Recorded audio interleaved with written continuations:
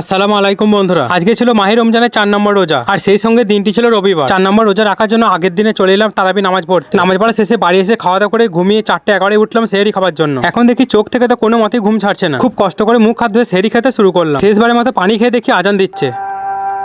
আমিও বাড়ি থেকে বেরিয়ে পড়লাম ফজরের নামাজ আদায় করার জন্য মসজিদে এসে দেখতে পেলাম এই ছোট ছোট ভাইরা এসে ফজরের নামাজ পড়ার জন্য। আর কেউ তো নামাজ না পড়ার জন্য কত রকমই না বাহানা করে। ফজরের নামাজ আদায় শেষে বাড়ি এসে 6:13 বেজে গেছে। সেই সঙ্গে এখন আমি শুনতে পেলাম কাকুদের পুকুরে অনেক মাছ মারা যাচ্ছে। আর দেরি না করে আমি চলে এলাম পুকুরে মাছ দেখার জন্য। আর তারপরে আমার চোখে পড়লো আমাদের এই আম গাছ প্রায় 3-4 বছর পর মুকুল এসেছে। এরপর ওখান থেকে বাড়ি ফিরে আমি আর বোন এসেছিলাম ছাদে। এখন যে বেগুন গাছগুলো দেখতে পাচ্ছ আমি কিছু মাস আগেই লাগিয়েছিলাম। আর সব গাছে প্রায় বেগুনও ফুলও ধরতে শুরু করে দিয়েছে। এরপর আমি ঠিক করলাম বেগুন গাছগুলো বস্তা থেকে যদি মাটিতে লাগাই আরো ভালো হবে। সব বেগুন গাছগুলো নিচে নামিয়ে আমি খাল করেছিলাম যেখানে লাগাবো। 9 জায়গায় খাল করে 9টা বেগুন গাছ লাগিয়ে সবশেষে আমি ভাবছিলাম এই লেবু গাছটা কোথায় লাগানো যায়। এরপর পছন্দ মতো জায়গা ঠিক করে খাল করে বিসমিল্লাহ বলে লেবু গাছ লাগিয়ে দিলাম। হাত পা ধুয়ে দেখি এখন জোহরে আজানের টাইম হয়ে গেল। গোসল করে পাঞ্জাবি পরে মসজিদে জোহরের নামাজ আদায় করে আসরের নামাজ পড়ে আমরা এখন 3 বন্ধু মিলে বেরোলাম বাস স্ট্যান্ডে যাওয়ার জন্য। বাস স্ট্যান্ডে এসে আমার যে দরকার ছিল সেই দরকার তো মিটলোই না। শেষে একটি নামাজ পড়া টুপি কিনলাম। এই টুপিটি কেমন হয়েছে আমাকে একটু কমেন্টে জানিয়ে। আমি এখন যে টুপিটি পরে আছি এটা হলো বাংলাদেশে। এরপর উজু করে ইফতার জায়গায় বসে এখন মাগরিবের আজান দিল। আলহামদুলিল্লাহ 4 নম্বর রোজা কমপ্লিট করে মসজিদে এসে নামাজ পড়ে মিনি ব্লগ শেষ করলাম।